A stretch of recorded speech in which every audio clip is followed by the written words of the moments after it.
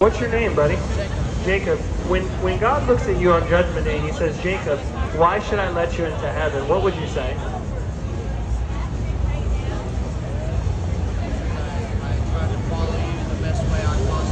Because you tried to follow him the best and be self-controlled and disciplined like you're talking to me about? Okay, Jacob, you seem like a really nice guy, and I care about you, so I'm not trying to sound harsh or obnoxious or rude. But what you were saying is what I'm saying to you is if you really believe that deep down in your heart, you're not on your way to heaven. You're on your way to an eternity without God. Because Romans chapter 3, I had the same conversation earlier today. I would beg you to go read Romans chapter 3. It says, there's none righteous, no, not one. You know what that means?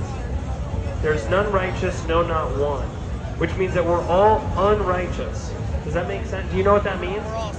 We're all sinful. But it's also that we're all guilty. We actually deserve God's judgment. We don't deserve to spend eternity with God.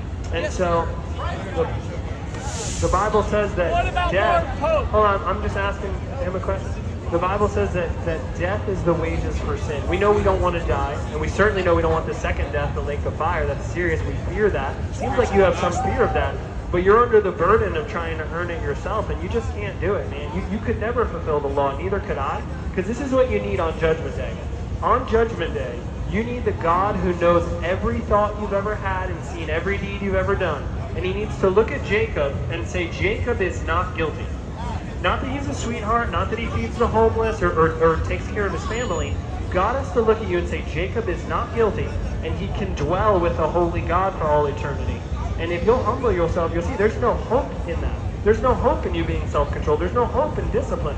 I'm not telling you to go lose your mind and sin and do whatever you want, but you need to realize that the gospel is not go self-control yourself or discipline yourself. The gospel is that while we were yet enemies, while we were rebellious, while we were self-righteous and trusting ourselves, God the Father sent Jesus Christ, the Son, to the earth to bail us out of this. And 2,000 years ago, Jesus, who is God, he's your creator that formed you in the womb, he became a man, a true man. Jesus is the Messiah, fully God and fully man. Jesus died as a sacrifice to save people from false religion. Jesus died as a sacrifice to save people from drunkenness, from sexual immorality. Jesus